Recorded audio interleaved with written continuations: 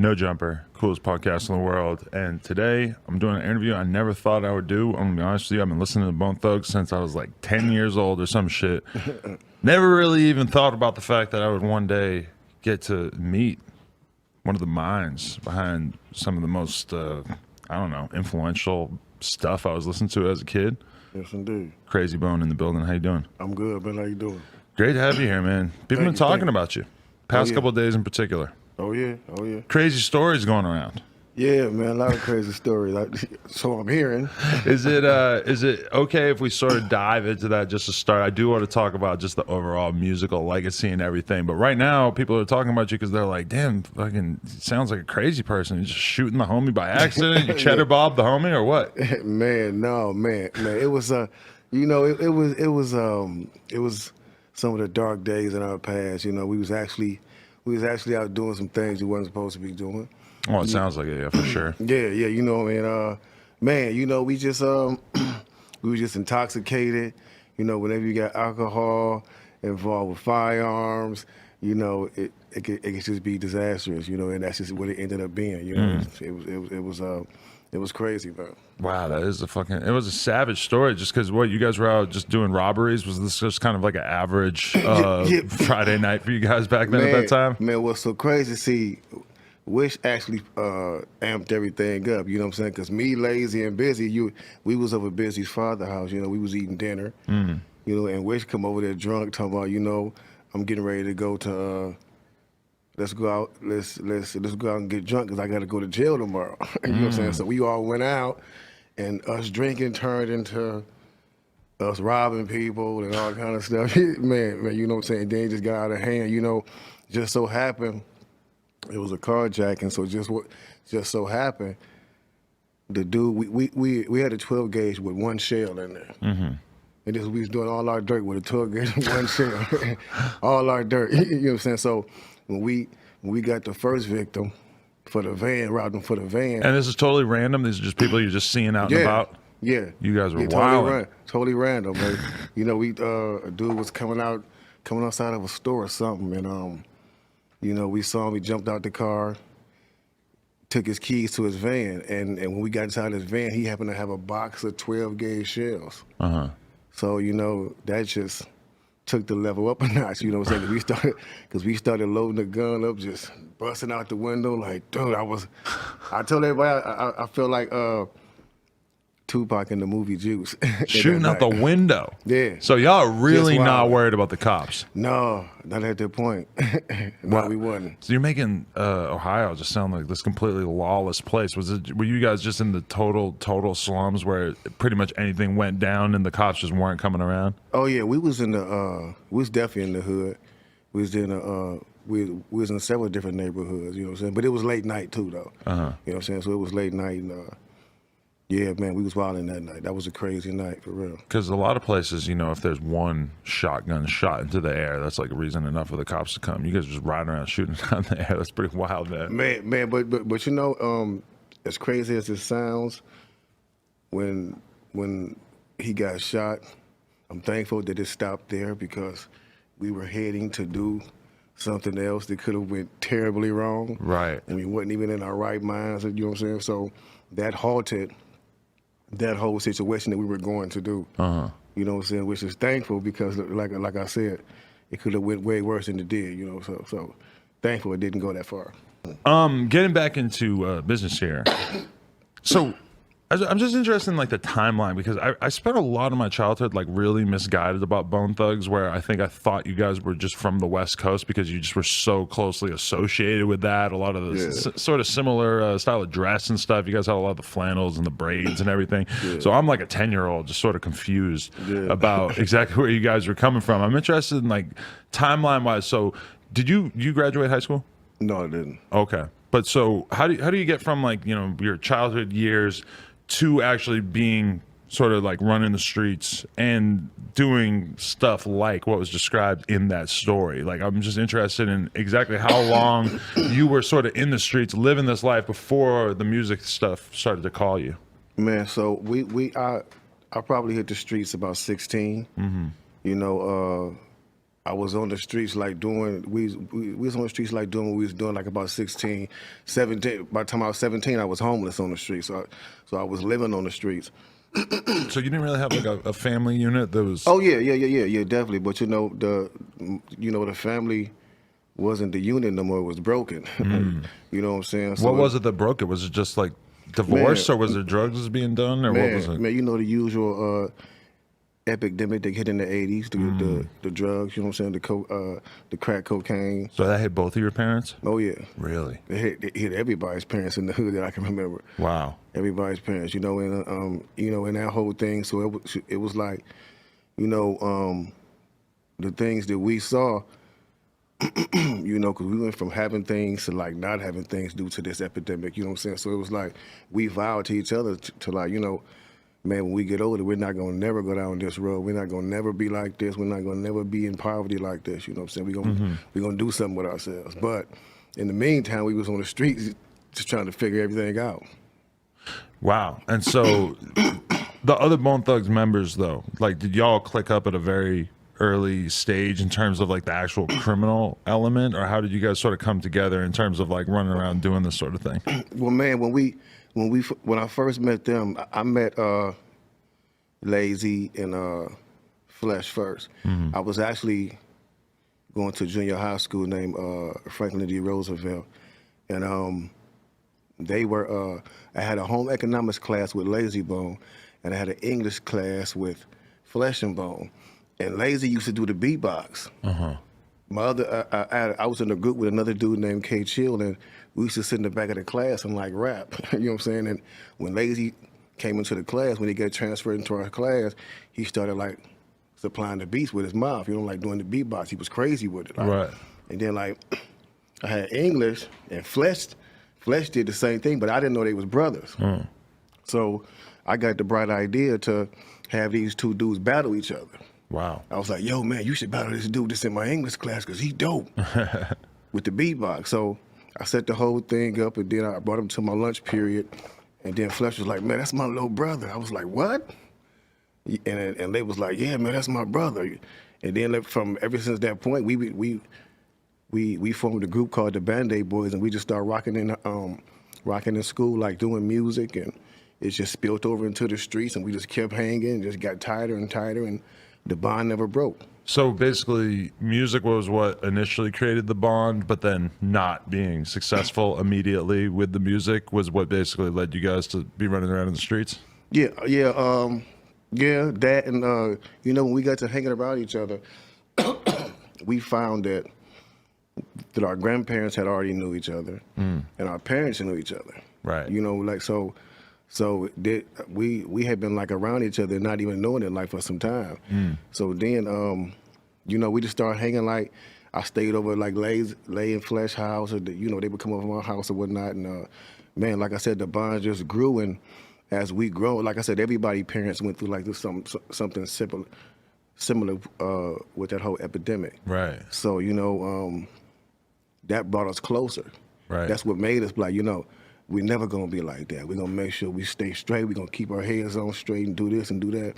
And that just brought us closer. That just made the bond like. And you were seeing a ton of people your age who were getting wrapped up in drugs? Oh yeah, everybody. Yeah. Everybody. Did none of you guys ever really got into it at a young age? Like No. Nobody even tried it out, really? No, man, the furthest we went, and it took us a long time. We used to actually think smoking marijuana was stupid. Really? Because we drank, you know what I'm saying? So we was like, why we go buy that little ass bag of weed when I go buy like 5 40 ounces with $20? You know what I'm saying? Little did you know more than that back then. You got to put them together. Yeah, you know what I'm saying. So I'm like, but we used to think it was stupid, so we didn't really start smoking weed until I started smoking weed like when I was 19. Yeah. Damn. So you said that you organized that battle. What was hip hop to you at that point? Like, were you just hearing rap on the radio? Did you have enough money that you could be going to the store and buying tapes and shit like that? Like, how deep had your love affair with rap music gotten at that point? Man, I was a fanatic already. I knew every artist that was out, whether it was the East Coast, West Coast, the South wasn't even popping like that, but I knew every Southern artist that was bubbling from the Ghetto Boys to Point Blank to K Rhino, you know what I'm saying? To all, from all these people, you know what I'm saying? So I followed. I was a real student of hip hop, you know what I'm saying? So I knew everything. Right. Yeah. Were you reading the source? Man, I had Source, I had Word Up, I had Yo, I had Spin, I had every Black Beat, everything. And it's crazy too because it's like I know because I grew up in fucking New Hampshire that growing up in an area like that, you know, Ohio, I would put in sort of a similar category where it's not like a real established hip hop tradition, and it's like you guys were probably like the idea of being a successful rapper out of Ohio probably stood out to you as we don't even know if this is possible. Nobody's really done this. Yeah, exactly. Man, we we always knew that when somebody heard us that had the power to do something with us that we were gonna get signed. We didn't know how long it was gonna last, but we knew that once people heard us, because people in Cleveland they used to tell us, they was like, man, after they finished hearing us rapping, they'd be like, yo, y'all is like broke millionaires right now. As soon as somebody hear y'all, they gonna snatch y'all up. That's crazy because normally I feel like when you see an artist pop off, there's a period of time where nobody fucking believes in them, and it's so hard to sort of cross that barrier of people believing that it makes sense. But when you think about Bone Thugs and what you guys were bringing to the table, it really was revolutionary in a lot of senses. It was way more musical and melodic than almost all rap music out at the time. Definitely. It was, you know, it was revolutionary, and people didn't even almost have like the language to explain what you guys were doing at that time. And it almost probably seemed to you guys like, this seems amazing, but we don't even know if the world's ready for it. Yeah, man, no, because I mean, we done a talent show one time in Cleveland. One of my dudes, named Flossie Ross, he took us to a talent show. He was like, man, I want to take y'all to this talent show, man. Y'all to kill it. And we actually went down there to the talent show, and we started off with Mr. Wheezy. And then we tried to rap, and they was like, we got gonged immediately. They was like, get that Oriental sound and shit out of here. We don't want to hear that. Like, man, they dogged us, you know what I'm saying? And we got into a fight because of it afterwards and everything. It was wild. Wow. It was wild. That's hilarious. Yeah. So, when did you, so like, I mean, I guess we could even put it in context of this. You guys, what extents were you going to get your music heard? Like what exactly were you guys doing in terms of just trying to find any way to get acknowledged? What was the path at that time? Were you playing a lot of local shows or trying? Yeah, man, we was doing everything. We was doing everything local. Any local show, which weren't that many in Cleveland, but any talent show or local show that we could find to get into, you know, we hunted it down. You know, those were the days we didn't have internet, so we had to stay with our ears glued to the radio station, mainly the college stations, because that's where you found out about all the talent shows and stuff like that. You know, and as soon as we heard about them, we like signed up. Like we had to, you had to get up and physically go down to the spot and sign up. You know what I'm saying? You had to. You know, you had to have the money to get there. You know what I'm saying? So it was like, it was crazy. Like we was doing everything, and then we had met. We ran into so many people that sold us dreams in the city. You know what I'm saying? Like they was like, yeah, we're gonna do this for you. Right. We're gonna do that. We're gonna do this. You know, people send us to the studio with fake checks. Man, it was crazy. You know what I'm saying? So then we finally met this cat named Kirby Henderson, who owned a record store called Dow's Rapid Creations in East Cleveland. And he signed us to an independent deal. Well, I really don't know what kind of deal it was. We never saw no money from it. So some bullshit deal. Yeah, you know, I don't even know if it was a deal. You know what I'm saying? But, you know, we was just desperate, so we got into it, and we dropped a local album called Faces of Death. And after we dropped that, well, before we dropped that album, it's why I went to prison. What was that for? That was for, it was all in related to shooting with, not shooting Wish, but they didn't, because Wish didn't press charges, but they charged me with having the weapon. Oh, but how did they even know that you had the weapon? Because didn't you just bring him to the hospital? Oh yeah, but they got me though. Oh, so you didn't just try to like push him out and drive away? No, man, no. He actually, when we put up to the emergency, he actually told me to get out the car and run. And I was so much in shock. I was like, man, just drive to the hospital, just go, because he was like, they gonna know you shot me. Right. You know what I'm saying? So man, so it was just like we just I went to jail that night for that. Wow. Went to jail for that, and it's crazy because the police officer came out when they was trying to get me to tell the true story. Right. He was like, "Okay, you can lie all you want to, but your friend just died." My heart dropped. I was like, "Oh my God!" I'm like, These evil fucking pigs, man. Yeah. Wow. Yeah. He told me that Wish had died. You know what I'm saying? But then I was in the You when I believe was it? man, yeah. I thought it was a done deal. I was That's like, "Oh, fucking crazy." yeah." So, but then like 2 days, no, like a day later, I called home, and everybody was just telling me that Wish was in the hospital. You know what I'm saying? They was like, I was like, "Yo, man," they told me he died. They was like, "What?" No, he didn't die. Like, he cool. They can save his leg and everything. Holy shit! And you believed it for days because it's not like you had a cell phone to just tap in. Right. Oh my God. So I was in there stressing, like, man, this is worst day of my life for real. For real. That is so crazy. Holy shit! So how long did you end up doing for the gun? Well, altogether I did 18 months. Okay. You know what I'm saying? And you know what I'm saying? Like I said, he didn't press charges. They charged me with having because it was a sawed-off shotgun, which is illegal. Right. Okay. You know what I'm saying? So that's why. And it was my first offense, man. They ain't give me no love. You know what I'm saying? I was looking for some love. Were you know what I'm saying? Were you sitting there in jail, mad as fuck that you were in jail, or were you sitting there like, well, at least I only got like a year or so. Yeah. In comparison to what could have happened, given what actually happened. Oh yeah. I was thankful that you know, I mean, wasn't thankful that it happened, but I was thankful that it happened to the extent to where everybody can bounce back from it at some point. You know what I'm saying? And come back from it. So definitely nobody lost their lives, and you know, we here now. When did the names come into play? When did you guys come up with that idea? Well, man, you know, the name Bone Thugs and Harmony, and then everybody having Bone in their name. Well, first of all, you know, after high school, you know, is when we really turned up in the streets. You know what I'm saying? We got like really hot boys, and it's crazy because we wasn't no drug kingpins, but we just knowing the hustle. We hustle to survive day to day. But you guys were mostly robbing. You weren't like actual drug dealers. No, we sold dope. We sold weed. Okay. And if we didn't have it, we took yours and sold yours. You know what I'm saying? That's just what we used to do. But right. But yeah, you know. So by that time, like we on the streets hard, and Lay and Wish, they hitting the block. They like scraping the block every day. They getting fronted by some real like kingpins. You know what I'm saying? So I think Lay get knocked with like 1,000 rocks on them. I'm sitting at home watching with my parents and like watching the news, and they show this dude on the news, and my mother like, "See, I told you about hanging with them."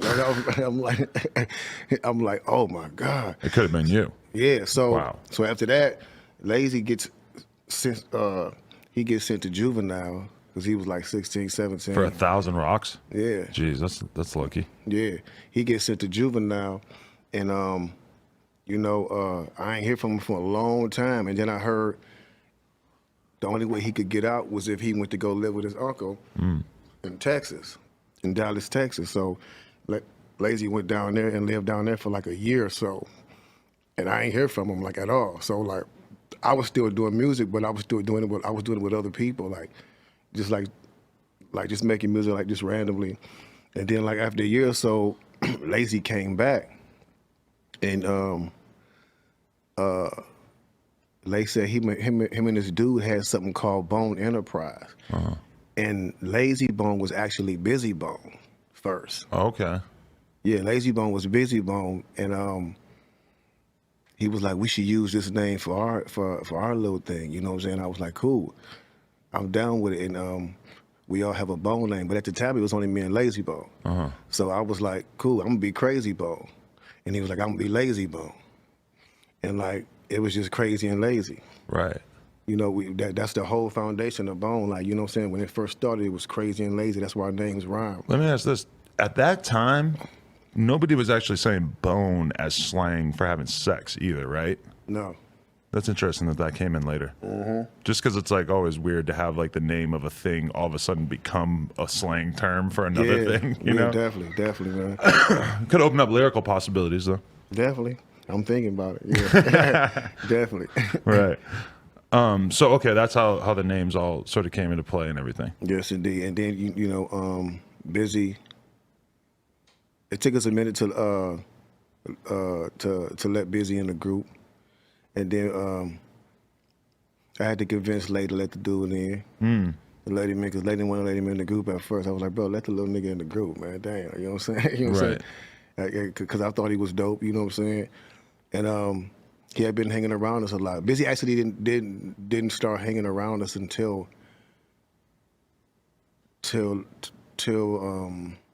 high school. Okay. So we was almost about to be out of high school, drop out of high school. Right.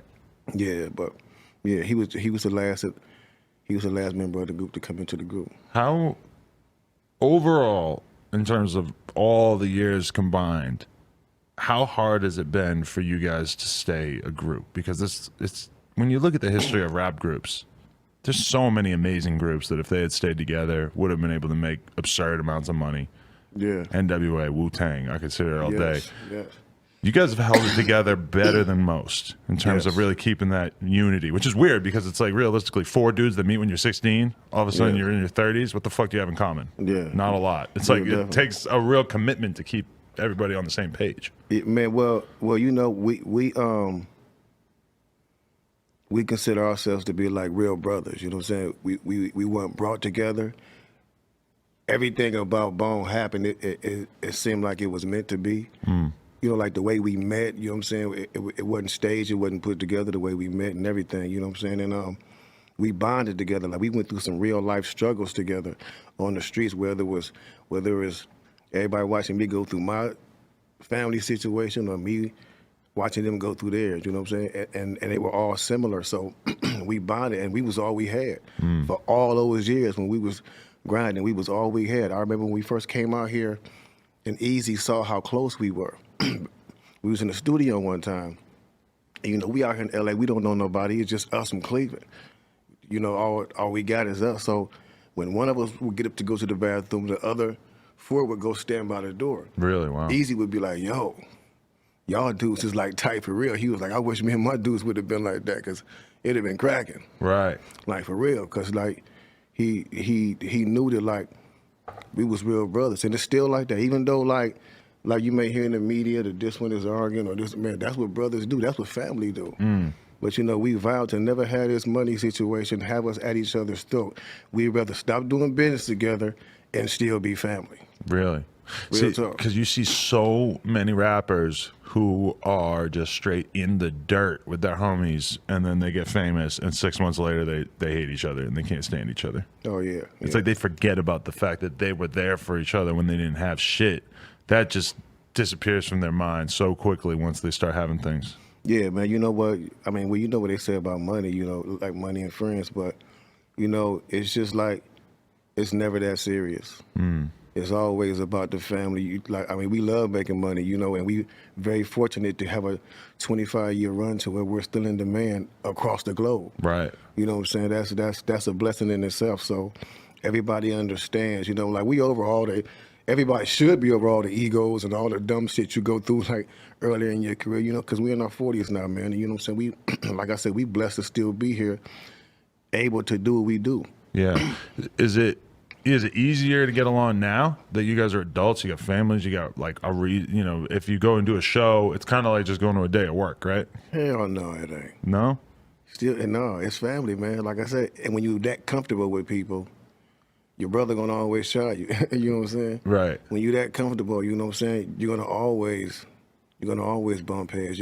A person is gonna always, when you're that comfortable with people, I'm sure it's something that annoys you about each and every one of them. I've watched interviews with you and other members being interviewed together, or not even just you, but just everybody in general, where I felt like I could read emotions on people's faces, and I could almost tell who was a little annoyed with who was having a bad day, who was maybe just not feeling this, who got a little annoyed when a certain member started talking too long. Mm-hmm. I'm sitting there thinking like, this is interesting. Yeah. Oh yeah. Yeah. Because it happens though. Right. You know what I'm saying? You have your days where you be like, would you just shut up and let somebody else talk? Yeah, but I see it all the time with different rap groups and everything, and that's always what I'm impressed by is their ability to, I was interviewing ICP, and I felt like I fucking felt that vibe between them a little bit, almost like they both wanted to talk a lot. But they never even though I could tell that they sort of were jockeying for position so much that they didn't let it bother them enough that it actually became a thing. And I think that's what is kind of like the sign that a group's going to be able to last for a long time, is if they can have these little disagreements and you can just sort of brush them aside. Yeah, man, because we never really had no major money disputes. You know what I'm saying? Everything was always broken down evenly, right, across the table. Because we started this journey as brothers. We're gonna go through every single bit of it as brothers, sharing everything equally from day one to now. Yeah. We still, no matter who rapped on this song or who didn't, everybody's still gonna get the same thing. And you always just gotta keep in mind that you guys created something together that's bigger than any of you on your own, and that's got to feel crazy to have formed a brand that is bigger than the sum of the parts. Yes, it is. Man, and that is crazy, because I tell people that all the time. I'm like, one member doesn't make the group. We've done shows, Bone shows, with 3 members in one city and the other 2 members in another city the same night, and they both sell out in different cities. Wow, really? In different cities, what I'm saying. So it's like as long as people hear the Bone music, the music is bigger than us. It's bigger than Bone. So regardless if I'm tired of doing it, tired of getting on stage doing the same songs, it's in full demand still. That's crazy, because there's very few rap groups that are like that. There's usually a Beyonce. Yeah. Definitely. Like if we sit here and talk about Wu-Tang, I mean, you could name the Wu-Tang members that are world famous, and there's Wu-Tang members who really just mostly the hardcore Wu-Tang fans know them. Yeah. That's kind of crazy. That's interesting. Do you feel, you're wearing the Wu-Tang hat, is that like a group that you always felt a close sort of kinship with? Yeah, man, because we came in around the same the same era, you know what I'm saying? I really didn't start listening to Wu-Tang until later, to after they came out, you know what I'm saying? But we was cool with Meth, RZA, you know what I'm saying? We was Meth was one of the first ones we got cool with, you know what I'm saying? Then we met Raekwon, and you know what I'm saying? After the little drama we supposedly had back in the day. It was crazy. But damn, what was that? I can't even remember. Man, it was some Def Jam Christmas party, man, that jumped off, and it was just it was crazy, man. It was just Bone against the whole East Coast that night. It was crazy. Really? Yeah, man. Because, we went there. I don't know. I really don't know what happened. All I know is we got to the party too early. We was young, and as soon as we got there, we started drinking, and we was drunk by 11 o'clock. And, when we get drunk, we just started getting wild, for real. Right. That's basically how it happened. But, everything got squashed, man. Those dudes was cool.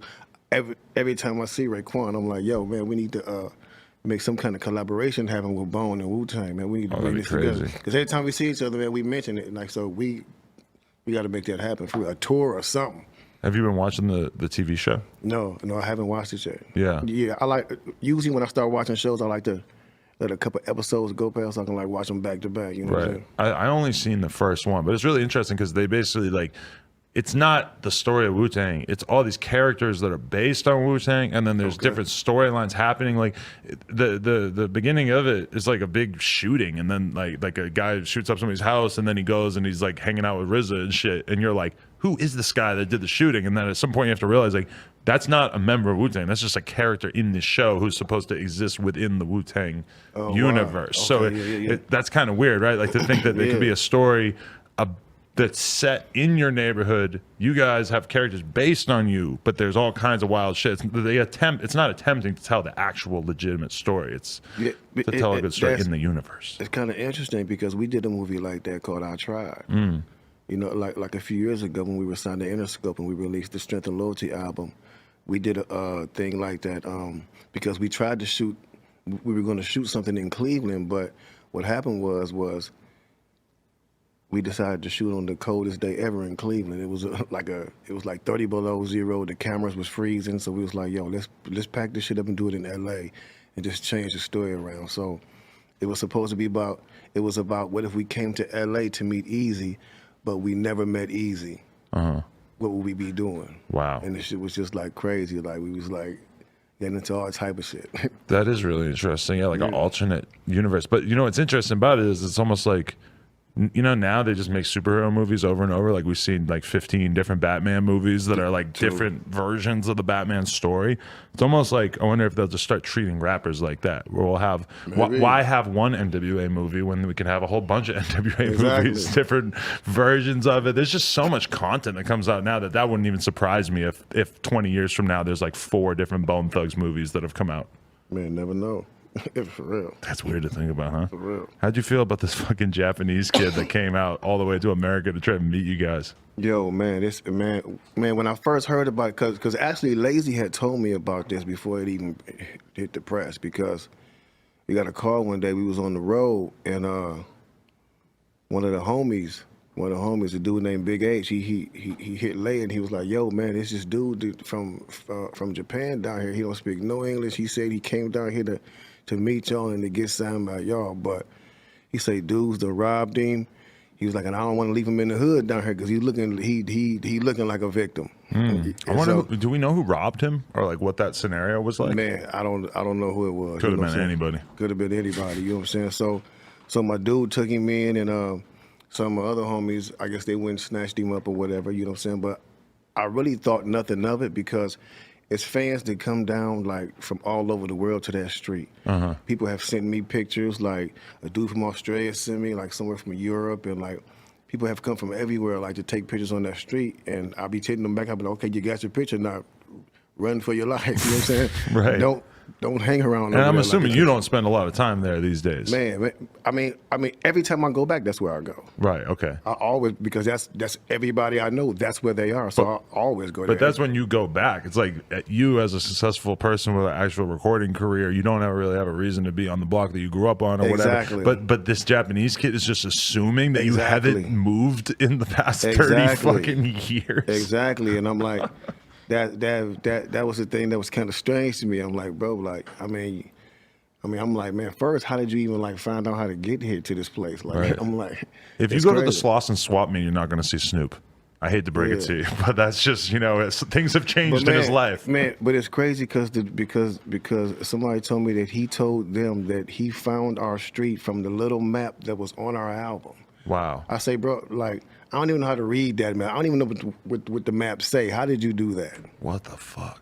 Like, no bullshit. I'm like, man, it's crazy. But certain people, like when you go to Japan, there's certain people just develop like a passion or interest in American culture to the extent that it is almost just bizarre by our standards. Like I remember being out there and seeing like somebody pulls up on us in a crazy lowrider that's just bumping up and down and shit, and they're like, just like California. And I'm like, yeah, not like this guy's just driving this. This is just what he drives every day. I'm like, nobody does that in California. People have collections of these cars and they bring them out for events and shit, but nobody drives around in that. People drive around in fucking Teslas and Civics and shit. That's true. Real talk. For real. But it's just so crazy to think that this kid had that passionate of a draw to you that he might be crazy. Yeah, man, well, I haven't. From what I hear, you know, he doesn't even want to go home. Right. He's saying he don't want to go home. I was like, okay, well, it's gonna be kind of hard to tell ICE that when they come looking for you. But I mean, if you got a plan, but like so far, he got people down there, like this helping him out. From what I hear, I haven't been to Cleveland yet, but if he's still there when I go to Cleveland, I definitely want to meet him and sit down and just like, I just want to hear his plan and what his plan was. Right. You know what I'm saying? And, you know, I even listen to his music. I'll listen to him to see what he sounds like, you know what I'm saying? But it's worth a shot. That could be a good story. I mean, but he's doing good. His social media is on fire right now. Really? You know, he got over 1 million followers. What? From that? He got a from what I hear, there's a record label in Japan that wants to talk to him when he gets back. If he goes back, he said he ain't going back, but you know. Imagine that happened and his name was like, you know, Chan Bone. Or like what, I don't know what his actual name is, but like Japanese name Bone, and then you guys just co-sign. That'd be like T.I. signing Iggy Azalea. Yeah. It's like, yeah, I'm from the trap, but I'm gonna take this fucking insurgent Australian girl and just make her go and just talk with an Atlanta accent. Yeah, for real. Crazy. Jeez. Man, so when we talk about the greatest group of all time conversation. This is something that you got a little bit wrapped up in earlier this year. Is that something where you felt like, is it actually really important to you that you guys are considered the best group of all time, or is it just a respect thing where you just want people to, when they have that conversation, to give Bone the respect they deserve? What's your thinking on that? Man, it's like I really don't even give a damn what people think. Like, I really don't, and that's really truthfully it means more to certain people than me. Yeah, it's cool when people notice what you do, you know what I'm saying, and like, but I know what we did for hip hop. Our fans know what we did for hip hop. I always got my solidification from the fans.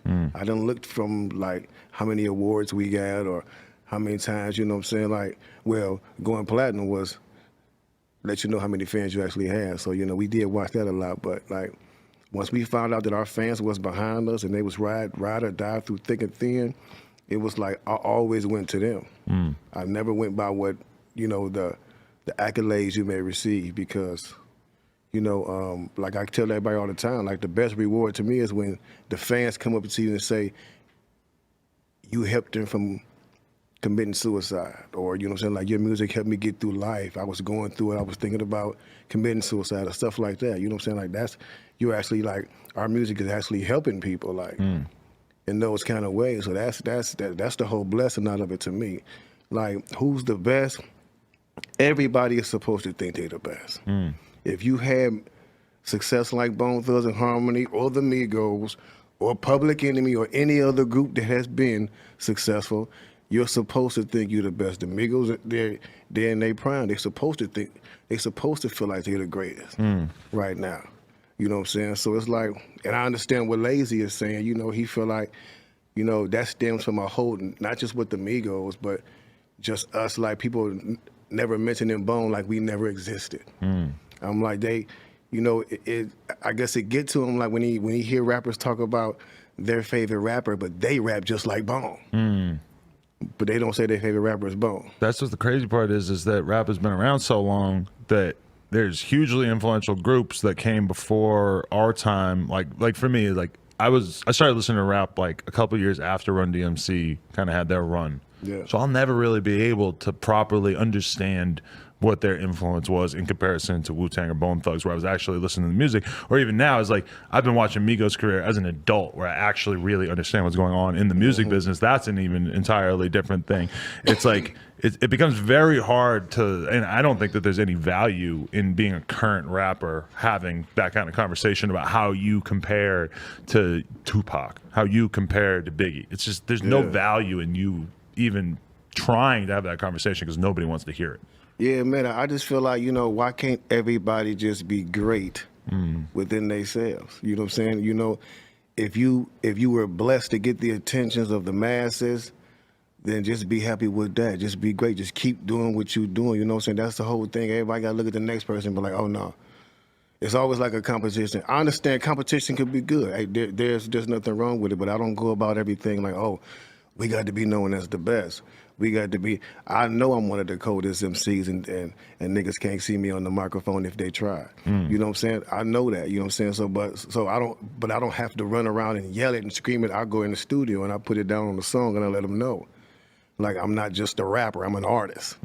What got you pissed off enough that you wanted to actually do the diss track at the Migos and 21? Bro, that's the whole thing. That track was recorded way before that whole thing with Krayzie Bone jumped off. Whoever went out there and made that album cover with me holding it, I had nothing to do with that. Oh, okay. Because I was thinking, I'm like, that's a little extreme. That's a lot. Bro, I had nothing to do with that. That song I made was way before that beef even jumped off. You know what I'm saying? And I wasn't, like, I was talking about dudes wearing dresses in the song. I ain't never seen the Migos with a dress on. Oh, so it was just a different sort of overall fuck new school bullshit type song. Not fuck the new school, you know what I'm saying? I was just saying, you know what I'm saying, like, just wasn't so much riding with the agenda. You know what I'm saying, of like, just basically saying, you know, like, that ain't where we come from. We real dudes out here, we real men. You know what I'm saying? That we're gonna carry ourselves like real men, bottom line. Has it been weird for you to watch hip hop change so much and to have so many of the established values that you came in the game with, whether it's musical, whether it's street stuff, respect stuff? So much of that has eroded over the years. Is it hard for you to watch that and like you stay roughly the same, but everything around you in the hip hop world changes so much? Man, not really, because you know you really can't expect everything to stay the same. The world changes, people change, times change. Like it's been I mean, we've been running for a long time, but it's going to eventually come a time where people going to be like, sit your old asses down. Right. You know what I'm saying? That time comes for everybody. Some sooner than others. You know what I'm saying? But it's like, man, I sit back and I just watch the game for what it is. You know, I'm not mad at these cats for what they do because these dudes is doing the same thing we did. It's just like when we was coming up and we was doing our music and our parents were telling us, that ain't real music, but y'all doing. You know, so what am I, man, y'all tripping.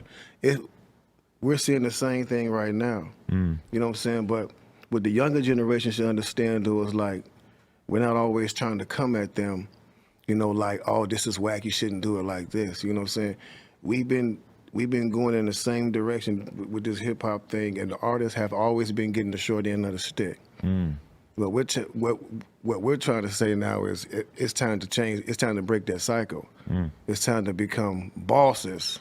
You come in an artist, but you leave a boss. Right. That's the whole mentality everybody needs to have. You know what I'm saying? It's not necessarily, you know, and just be a little bit more aware of what you're talking about, whose agenda you push.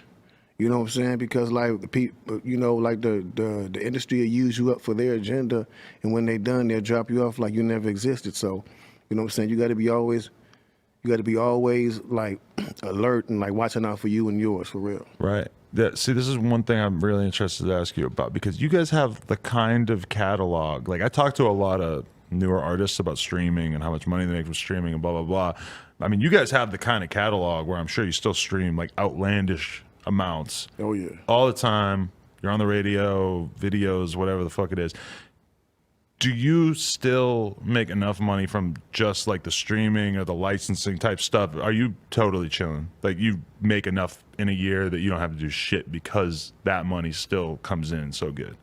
I don't think I'm gonna never make that much money to where I don't have to do anything, because I'm not. It's hard to say because like people think I'm crazy, but I'm not desperate in a haste trying to sacrifice everything just to make money. I'm happy with the revenue we got coming in.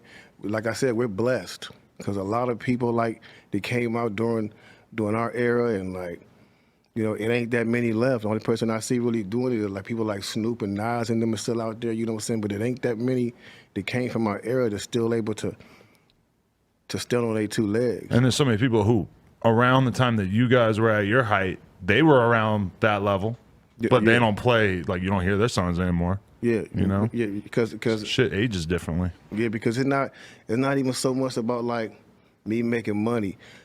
I love doing music. I love being an artist. I love creating stuff. I love like just like getting this music to people and relaying a message to people, because that's more important than anything. And if I make money doing it, again, I'm blessed because I'm getting to do what I always wanted to do and get paid for it. So it's like, man, I'm cool.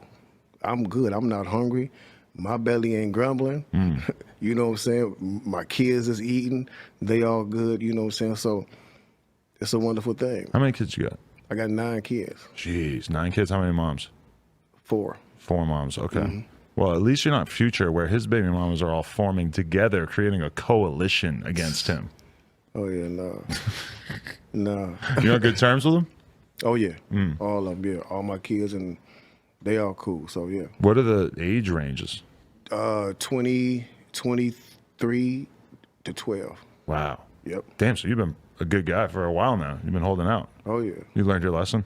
Oh yeah, definitely, man. That was, you know what I'm saying? It was like, I mean, everybody wild when they're young, you know what I'm saying? But I don't regret none of my kids, man. I love them all. They all fun, you know. They all very, very talented. They sing, they rap, they dance. They very talented. Is that stressful to not be able to be as involved as you might want to be in their lives?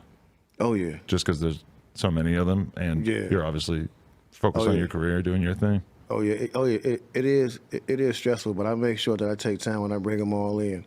Bring them all. They all come down to the house. You know what I'm saying? They stay at the house, or I go see them all the time. So it's like, Right. yeah, It's just like having an army of friends. it's always down with you, ride or die. Do you ever think about the fact that one day you're going to be 80, and because you have 9 kids, it's like one of them has got to have a good job, and they're going to help you out no matter what? Oh yeah, man. Shit, all 9 of them better have good jobs, because I want all mine back. But you're safe because it's like if say I have 1 kid and that he just ends up fucking up. Yeah, you got nobody to rely on. But if you have 9, that's a pretty good bet that one of them is going to figure something out. That's true. That's true. So I just hope they getting themselves together. Yeah. There you go. So do you feel like do you think that Migos and 21 and them think that there's animosity between you? Like, is that something that's even worth trying to sort of squash or settle or something? I mean, man, bro, like, I think, man, I don't know, because I don't know what the whole situation, that was like, pretty much Lazy was doing that, you know what I'm saying, or whatnot. But from what I hear, he had some dialogue with, I think, 21 Savage. If I'm not mistaken, I could be wrong, but I think he had some kind of dialogue with him. You know what I'm saying? I never really got involved with it because the whole thing, it came about, you know what I'm saying? I guess Lay had words with him or whatnot, you know what I'm saying? But, I'm going to stand behind my nigga, you know what I'm saying? Like, wrong or right, I'm standing behind him, you know what I'm saying? Because this is the camp, and I understand how he feels, and I understand why that ticked him off and it made him, like, flip. Because, like I said, like, a lot of things were building up, you know what I'm saying? He just felt like, just overall, we haven't gotten the respect that we should. Right, yeah, because sometimes people just, it's easy for people to fall back on the same, when you have the best groups conversation. It's just easy to not think about it that much and just sort of name off the first ones that come to mind. And Bone is kind of that kind of group where maybe they're not the first one to come to mind, but then when you actually think about it and you actually compare the accolades and the impact and everything, it's like, oh, well, clearly they belong in this conversation about top groups. Man, but I don't even really blame, like, a lot of the artists, because, like, when you're not informed, or you don't, like, I always tell people, like, just don't do music just because you want to do music. Like, if you really love it, you know what I'm saying? Like, you should study music. You should learn music. Because it's a lot about music that can help you. Like, just don't get into it. You know what I'm saying? Like, you really should know. And I really don't blame the artists, because nobody has really sat and taught them. When you look at athletes that go to school, when you look at athletes, when they, athletes they're trained from an early age, from, like, junior high school. They go through the high school program, then they go to college. So by the time they get to the pros, they've had a lot of training. You know what I'm saying? People have told them how to be a professional. We don't have that in hip hop. People just get in and think they know what they're doing and don't want to hear nothing, don't want to hear no advice or what people that went through similar situations as you, how they fucked up and how they didn't fuck up. And in reality, it's like, if you join the NBA, it's like the coaches and the teams, there's this whole structure to humble you, to force you into a structure. You have to actually work and focus on your career and everything. And I'm sure there's plenty of guys who kind of fuck off. But for the most part, there's this structure. And it's the total opposite in rap music, where the people who sign you the label, it's really in their best interest to just give you whatever you want, treat you like a fucking giant grown baby. And basically there's no incentive for them to really get you ready for life. Man, no, it ain't. They just give you all this, they give you all this money. That's why I say, like, we'd have fared much better. We'd have fared much better and went through less. I think less of the things we went through had Easy not passed away. Because that was our mentor. He was with us every day. Right. And I can tell he was going to be there telling us, like, don't do that. Don't do that with that. You know what I'm saying? Like, but when he passed away, we didn't have nothing. We was just some wild dudes with a whole bunch of money. You know what I'm saying? And we just, like, we took the money and we tried to imitate as much as we could what we saw him doing with Ruthless Records when we, like, came with Mo Thug Records and, had the Office and, You know what I'm saying? We tried to emulate all that, like for real. Do you think that Easy, in a lot of ways, wanted to right the wrongs from his own career? Like he had saw what happened with NWA and how it didn't turn into what it could have, and he was looking at you guys, really thinking like, I can be an industry guy. I can help them be great where maybe NWA wasn't as great as it could have been. Oh yeah, he was definitely looking at it like that, and he was also looking at trying to get NWA back together. You know, because him and Ice Cube was having conversations. Like I mean, we was around, like when he was having some of the conversations. He used to tell us, he was like, you know, trying to get this NWA thing back going together. You know what I'm saying? So he had plans. Wow. He had plans like when he went in and got rid of like Jerry Heller, and you know what I'm saying, like because, you know, he told us like, I'm about to like just switch everything up. You know what I'm saying? I found, you know, that same Manila photo that they had in the movie where he found out Right. all his business wasn't right. No lie. Like he had the same Manila photo, and he told us, he was like, yo, I'm about to make a serious move, and I need y'all to just buckle down and ride with me, because he had us out here in California, and like, you know, he like Easy would like disappear for like weeks at a time. What was he doing, you think?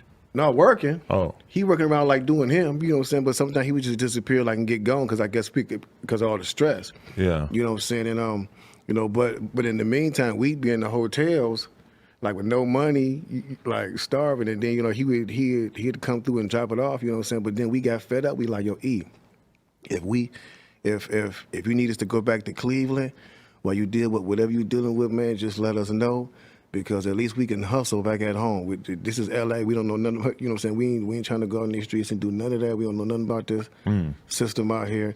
We can go home and hustle. And he was like, and that's when he showed us the photo and was like, nah, I need y'all to chill and just buckle down. I'm making some big changes, and y'all are part of it. So I was like, you know, so we just fell back after that. And then, you know, a few weeks later, he disappeared like for like more than a couple weeks. Do you think he was sick and that was part of why he was disappearing? No, man. Easy was always moving. Like he was always like always doing stuff. I don't know if he was or not, but you know, he was always moving. If he was always moving still. Right. You know what I'm saying? So, like I said, like, you know, like more than 2 weeks went past, like 4 or 5 weeks went past that we hadn't talked to him or seen him. And, you know, we got a call up to Ruthless Records. You know, and they wouldn't tell us where he was. They was like, Easy's fine, you know what I'm saying? And they gave us our first, what were they, like royalty checks or advancement checks, I guess? Right. Yeah, they gave us our first checks, and after we got done, we packed up and moved back to Cleveland. Really? Oh, yeah, So you guys Easy didn't really get to see much of your success. No. Not at all. The only thing he saw was the success of Creeping on the Come Up. Right. So he wasn't even around for the second album. Okay, because I was so young that it's weird for me to even think about this from that age. Because I remember 95, was it 95 or 96 when he passed? I think it was 95, I think. Right. Yeah. I remember being in school when I found out about it and being distraught and nobody else understanding the fact that I was really upset about this rapper in California dying. Yeah. Man. Yeah. It was crazy. That was crazy. Do you feel like, because okay, I was just at the show over the weekend with Snoop, Game, Exhibit, Warren G. It was one of those like '90s sort of revival type shows. It was called How the West Was Won.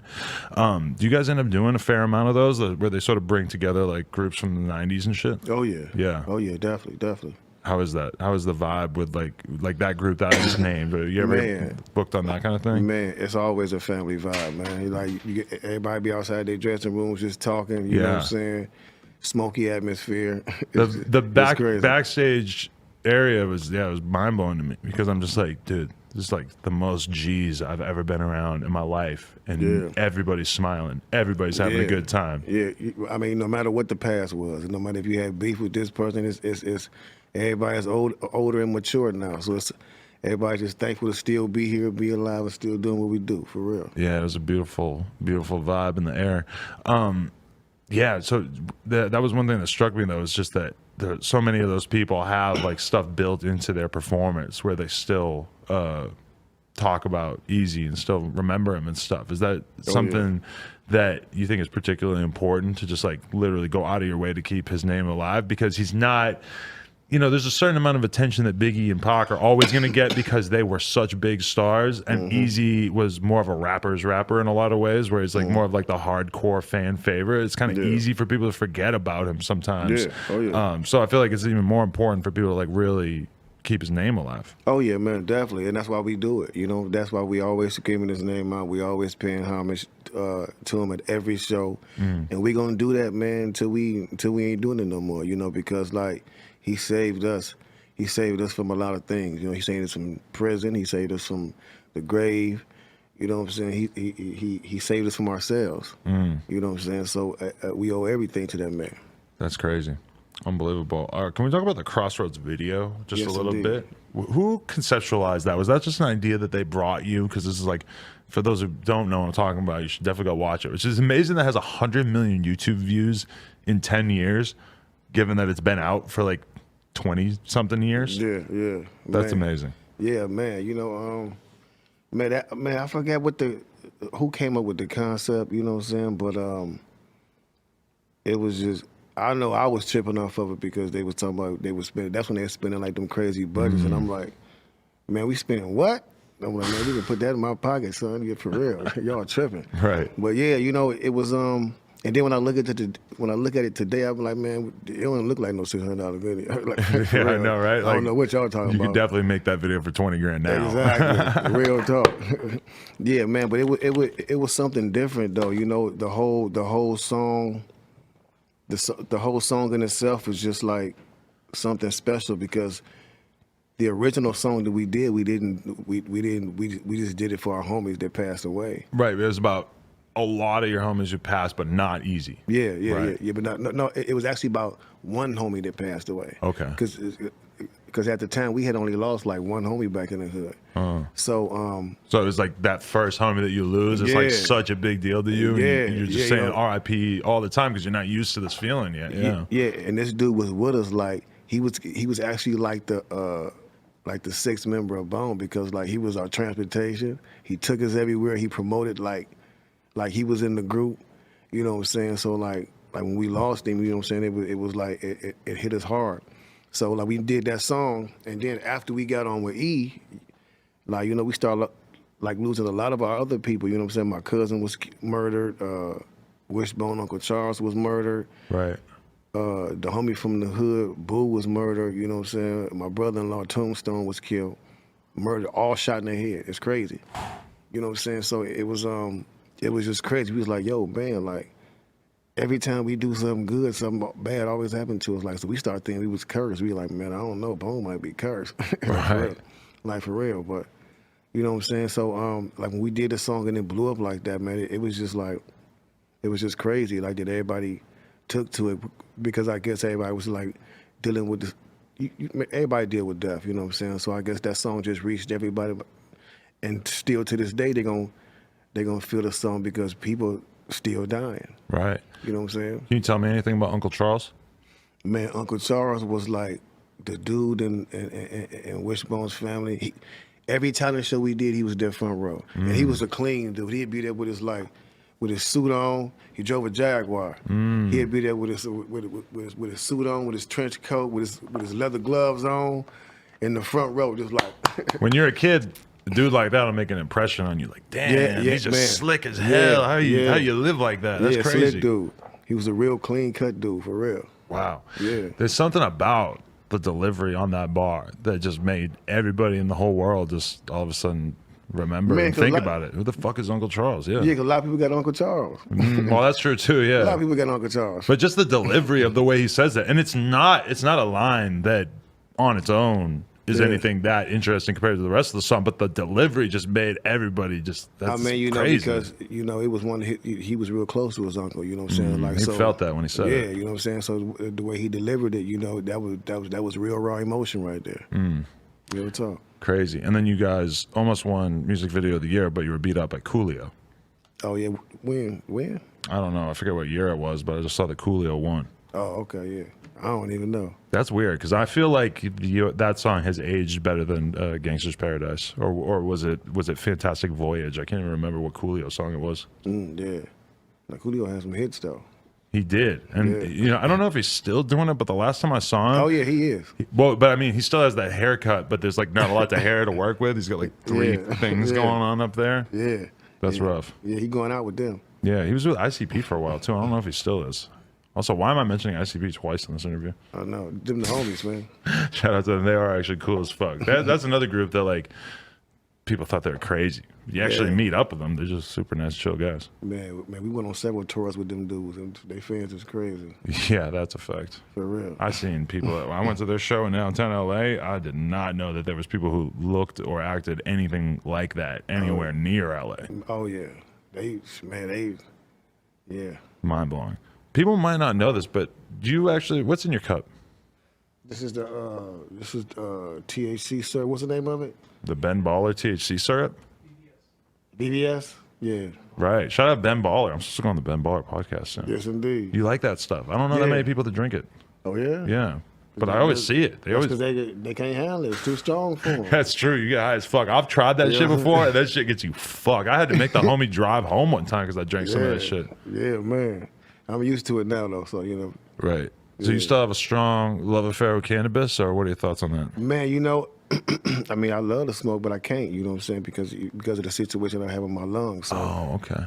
yeah, you know, I really can't. So that's why I transitioned over to the edibles and the drink. And they used to tear me up at first. Really? Man, I'm talking about because I used to eat. The first time I ate an edible, man, like a real edible, I sat down and ate a cheesecake, and I ate the whole damn thing. I sat down comfortable with like a glass of milk, like I'm just like I'm eating regular. You know what I'm saying? 20 minutes later, you feel like you're gonna die. I'm talking about, yo, I've never had a marijuana high to where I couldn't sleep, bro. Oh, you couldn't even sleep. Bro, I couldn't even sleep. I'm in here like, yo, this is torture. I never had one that I couldn't sleep off, but I definitely had at least one or two where I slept for like 14 hours off that shit. Yeah. Yeah, bro, it's torture. Then everything in the fridge I ate. Really? Oh, Everything. yeah. Definitely. That'll happen. No lie, for real. That's For like real. a real drug when you have the fucking weed syrup or the edibles and you just take too much. Yeah, oh yeah. But I learned how to balance it out now, so I'm good. That's so, man, that's fucking good. I feel like you're actually making me triggered enough that I think I have some of the weed syrup in my closet at home, so I might have to get involved with that. Oh yeah. I got some real lean too, but I'm scared. Oh no, I never mess with that devil. Something like that. No. I don't blame you. It's the devil's juice, but somebody gave me some. I got it in my house, and it's just every time I think about it, I just remember I'm like, you're gonna feel real groggy, and then you're gonna sleep for a really long time, and then you're not gonna feel that great in the morning. So, is it worth it? Not to me. I hear you. What do you got coming out? Anything you should keep an eye out for? Well, man, I just released an album called The Quick Fix Level 2. Music's the Medicine. It's available right now on iTunes, Spotify, all that stuff. You know what I'm saying? I'm working on a few more solo projects. I'm working on a project called Crazy Melodies. I'm actually getting ready to release Thug Mentalities on iTunes because it's never been on iTunes. Wow. Fans been asking me about that. And when I release that, I'm releasing a bonus CD of songs that didn't make the Thug Mentality album. Oh, wow. You know what I'm saying? It's like 12 songs that didn't make it. You know what I'm saying? So I'm working on that. Working on several things with the group right now. You know what I'm saying? And I'm pushing a lot of artists. I'm developing artists right now for my label, The Life Entertainment. Oh, that's what's up. Working with an artist named Kane. Just like really bubbling right now. You know, he got a lot of traction. Okay. From Cleveland. A cat named Position. You know what I'm saying? Get Addicted Mafia. It's a group with a husband and wife. Duet. You know what I'm saying? Wow. And another homie from Cleveland, Nova the Rebel, you know what I'm saying? So man, just making traction with these dudes and just trying to get more behind the scenes of the artists, man. Like trying to get some artists out here with some substance because it's young artists out here that's not following the same path everybody else is. You don't have to make the same music that everybody else is making to be successful, trust me. Yeah, be the change you want to see in the world. You be surprised when you come different how many people follow you.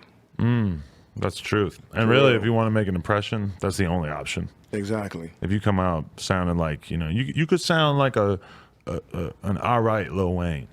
Yeah. People would probably still rather listen to the real Lil Wayne. Exactly.